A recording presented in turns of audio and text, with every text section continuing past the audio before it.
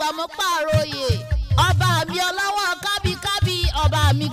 gbangba tí ó lè yípo padà. Happy birthday Ayọ̀mídé ọmọ ọlọ́jọ́ bíi tòní Ọpẹ́yẹmí ọmọ wọn lóńdó ẹ̀gìn ọ̀pọ̀ ọdún ló ṣe láyé òní kúkú àìtọ́jọ́ ipá ọ̀tá òní kan ó sì rógò rẹ̀ lòlógún Ọlọ́run aṣẹ́ni lórí òní iṣẹ́ tiẹ̀ gbogbo ohun téèyàn ṣe nílé ayé ló bá wọn ṣe ní ti dáadáa ó gbélé ayé ṣeun re ó rówó lògbà oṣù òní mọ́lé rẹ̀ lógún Ọlọ́run ńlá òjàre Deborah ọmọ arẹ́ yín dáadáa wọ́n lójú àgbàrá lẹ̀ tí dọ́kan lè ti yín kíyan rìn mọ́ bá dà sí Ayọ̀mídé wọ́n lẹ̀ gbọ́dọ̀ jẹ́wọ́ ìran lẹ̀ yín nítorí pé Oǹdó kan ò gbọ́dọ̀ jẹ́wọ́ ìran wọn sì gbọ́dọ̀ jẹ́ gbòǹgbò bẹ̀. Deborah wọ́n ní ṣẹlẹ̀ ẹ̀dọ́kan bí owó gbé sọ́lẹ̀ tí yín wọ́n ní bàbá kẹ́yìn kẹ́kẹ́ ṣẹlẹ̀ ẹlẹ́gbẹ̀jì ọkọ̀ bàbá tún wá gẹ̀yìn gẹ̀gẹ̀ ṣẹlẹ̀ ẹlẹ́gbẹ̀jì àlè ńlẹ́ òjàre Ayọ̀mídé tíá mo kí ọmọ amúdàgbòye